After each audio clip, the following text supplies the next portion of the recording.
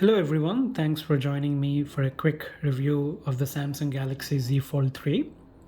If you haven't checked my unboxing and first impressions video, please scroll down and you can find the link in the description. So let's get started.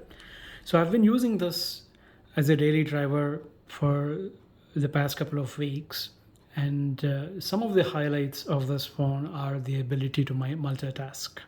So let me show you what I mean.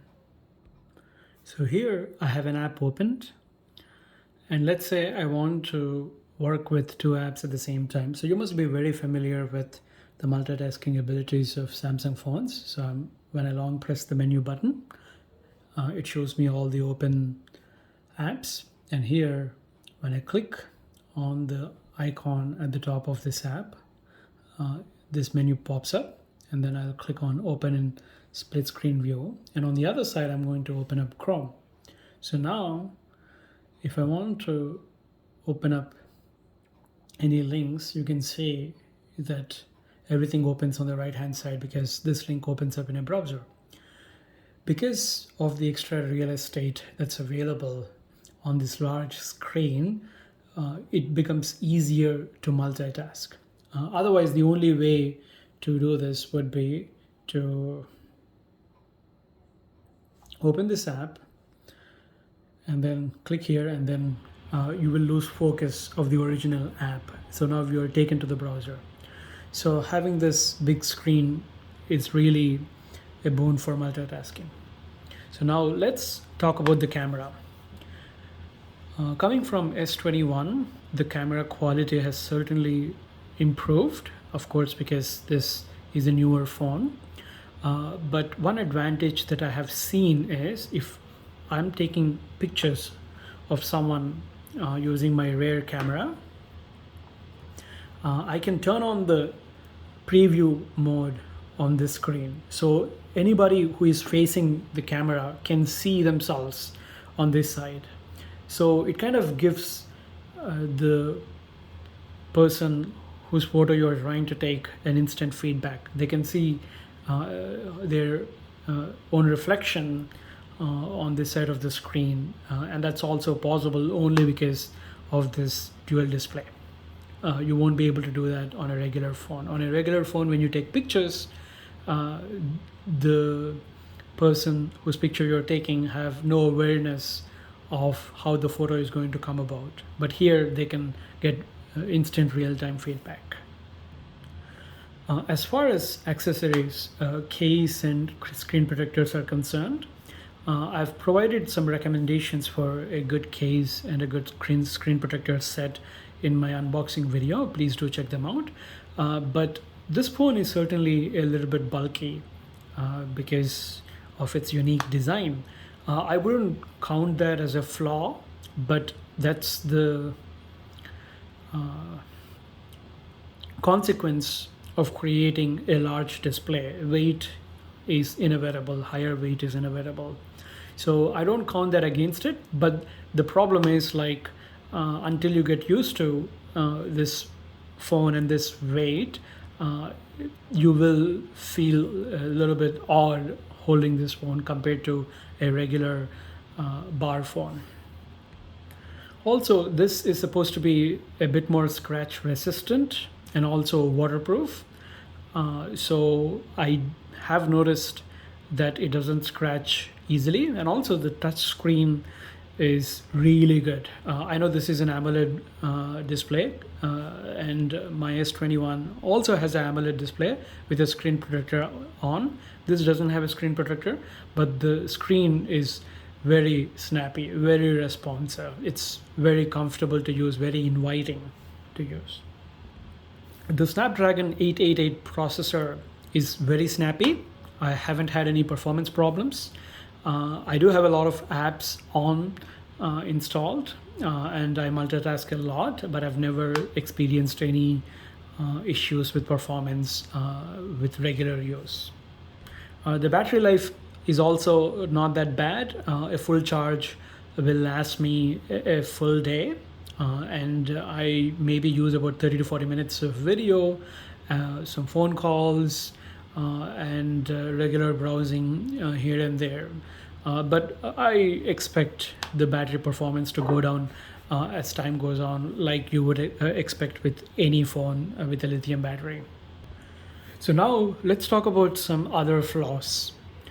So I've noticed that when you have an app opened, like for example, let's say we open up Chrome, and as soon as I close the display, I've noticed that some apps do not necessarily transfer over to this window.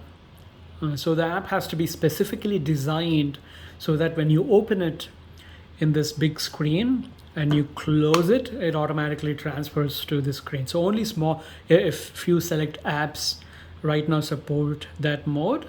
And since it's a feature or a capability offered by Samsung, I don't expect most app manufacturers to support that because Android itself has to support that feature, but who else is making foldable phones other than Samsung, right? So I don't expect many apps to receive this support, so that's a drawback.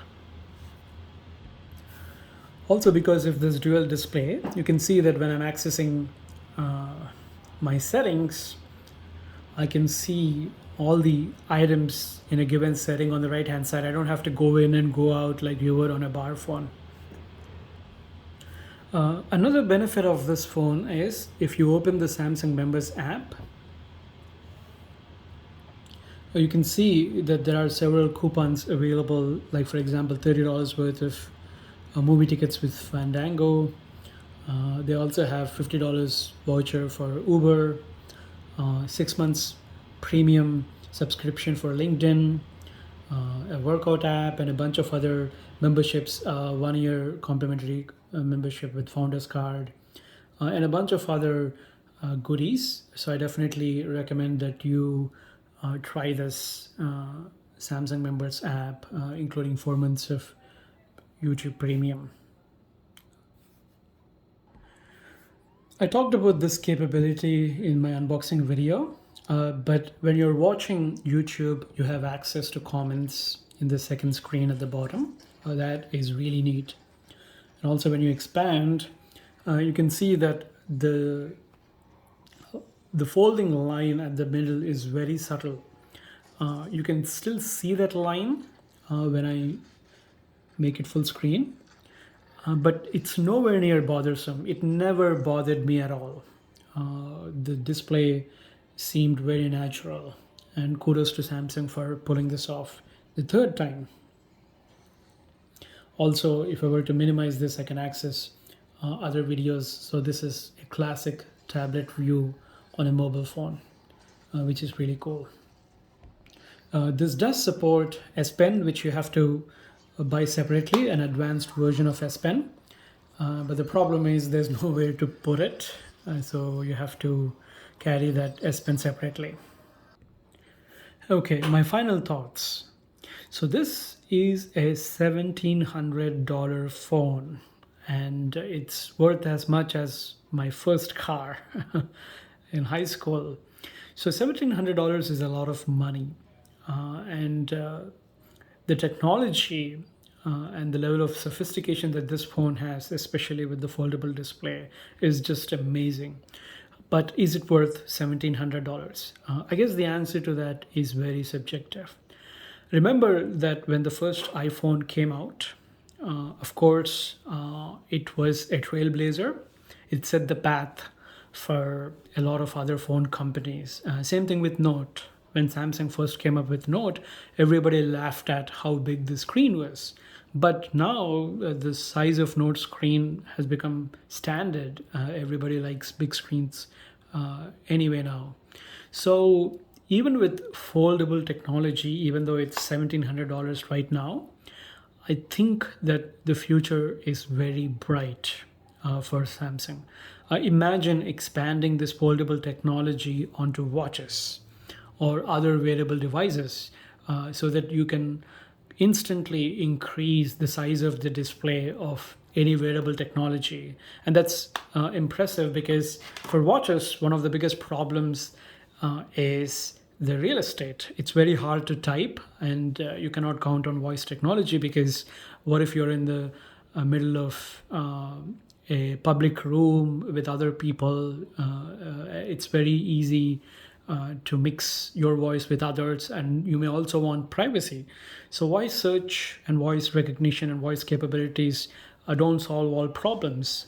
So I can see if a future in which Samsung expands the folding technology onto the wearable devices. But should you buy this phone right now?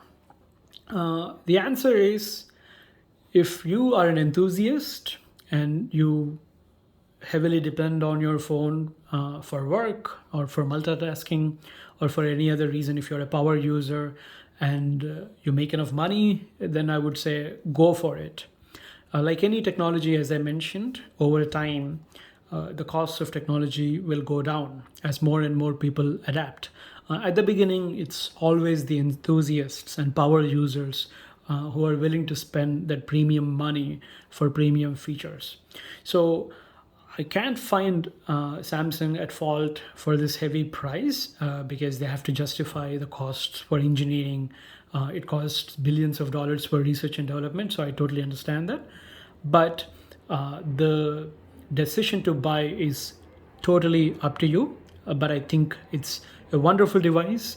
I think it's priced a little bit more than I would like it to be, but I don't find fault with Samsung for that. So thanks for watching this video with me. I hope you have enjoyed this video. If you liked it, please hit the thumbs up button. If you didn't like it, hit the thumbs down button and let me know what I can do differently to earn your thumbs up next time. If you have any other tips or any other devices that you would like me to review, please post them in the comment section. Thank you and stay safe. Bye.